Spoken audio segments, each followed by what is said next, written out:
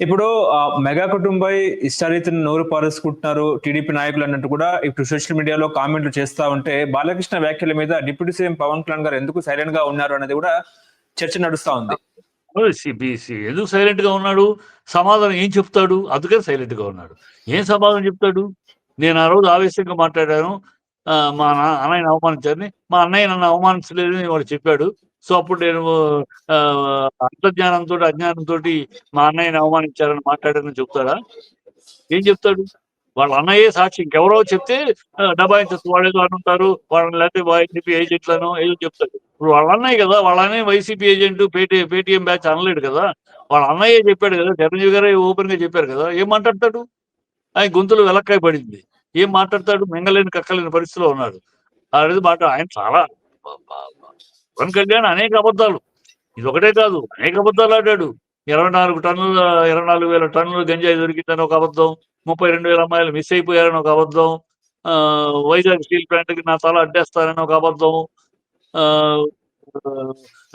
రేపు ఎన్నికలు అయిపోయినాక దీని గురించి అసలు స్పెషల్ స్టేటస్ గురించి నిలదీస్తామని ఒక అబద్ధం, నా వాలంటీర్స్ ని నాది పూచి అని ఒక అబద్ధం, 18 ఏళ్ళు నిండిన అమ్మాయికి 15,000 ఇస్తారనే విషయంలో పూచి నాది అని ఒక అబద్ధం, పిల్లలకి రీఎంబర్స్మెంట్, వాళ్ళకి నిరుద్యోగ భృతి, ఇవన్నీ బాధ్యత నాది, అన్నయ్యలాగా మీకు ఉంటాననే బాధ్యత నాది అని అబద్ధం. ఆయన ఎన్నో అబద్ధాలు ఆడాడు. అన్ని అబద్ధాలు బయటపడుతున్నాయి ఒక్కొక్కటి. ఆయన అబద్ధాలతోటే పార్టీ నిర్మాణం, అబద్ధాలతోటే ఆయన ప్రయాణం, అబద్ధాలతోటే అనేక యూటర్న్లు. మళ్ళీ నేను హిందువుని అంటాడు, నేను క్రిస్టియన్ అంటాడు. మా నా ఇంట్లో మొన్నటిదాకా బైబిల్ చదువుతున్నారన్నాడు, ఇప్పుడేమో మా ఇంట్లో ఎప్పుడు రామపారాయణం ఉండదు అంటాడు, సనాతనం అంటాడు. నా భార్య క్రిస్టియనే, నాకు జ్వరం వస్తే మా నాన్న బైబిల్ జీసస్ ప్రే చేసేవాడు, నా బిడ్డడికి జ్వరం వస్తే నేను మేరీ మాత్రం ప్రే చేశాను అని అనేవాడు నిన్నటిదాకా. ఇవాళేమో మా ఇంట్లో రామజపం, రామునికి ప్రార్థిస్తామంటాడు. ఆయన ఏది ఎప్పుడు మాట్లాడతాడు, ఎందుకు మాట్లాడతాడు? అప్పటికప్పుడు ఎక్కడికక్కడ ఏకలక్ష్యం అని ఏ అవసరానికి తగినట్టు ఆ సందర్భాన్ని బట్టి మాట్లాడటం, అలాగే ప్రజలకు అన్ని తెలిసిపోయింది. ఈయనన్నీ ఒట్టి ఆవేశము, అర్థజ్ఞానము తప్పితే ఇంకేమీ లేదు. ఈయనకి మాటల్లో నిలకడ లేదు, ఈ చేతల్లో చిత్తశుద్ధి లేదు, ఆయన నిజాయితీ నీతి లేదు. ఏది పడితే అది మాట్లాడతాడు. ఆ తర్వాత తప్పట్లు కొట్టడానికి ఫ్యాన్స్ ఉన్నారు కదా, వాళ్ళతోటి తప్పట్లు కొట్టించుకుంటూ తన తప్పును కూడా జస్టిఫై చేసుకునే ప్రయత్నం చేస్తాడు. అది ప్రజలు గుర్తించేశారు. ఇవాళ ప్రజలు ఎవరు అతని మాటలకి విలువ ఇచ్చే రోజులు లేరు. ఆ రోజులు ఆవేశంలో అప్పుడు ఇచ్చారు. ఇప్పుడేమి అసలు అతను ఎప్పుడు మళ్ళీ లేదు. పవన్ కళ్యాణ్ కూడా నిజాయితీగా నిలకడగా మాట్లాడతాడు. ఇప్పుడు మాట్లాడిన మాట కట్టుబడి ఉంటాడు.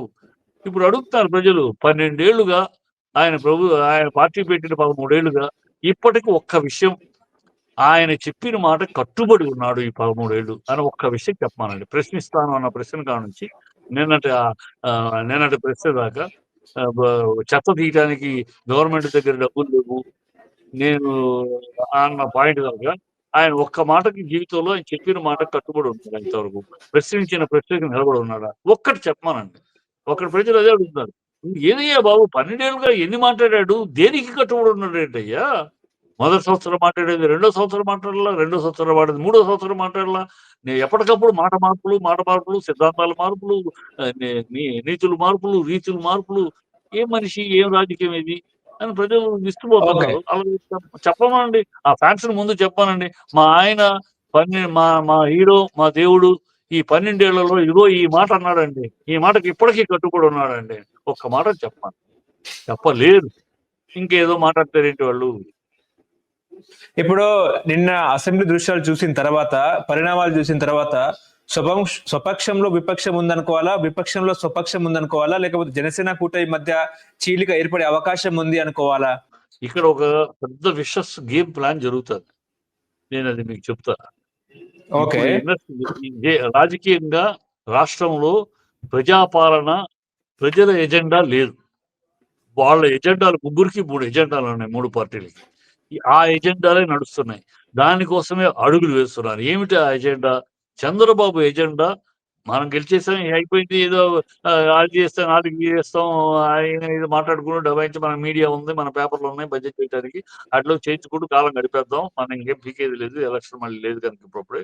ఈ లోపల ఏంటయ్యా ఆయన ఎజెండా, ఆయన వ్యూహం ఏంటయ్యా అంటే, ఆయన తన కొడుకుని సీఎం క్యాండిడేట్‌గా స్ట్రాంగ్‌గా ప్రొజెక్ట్ చేయాలి.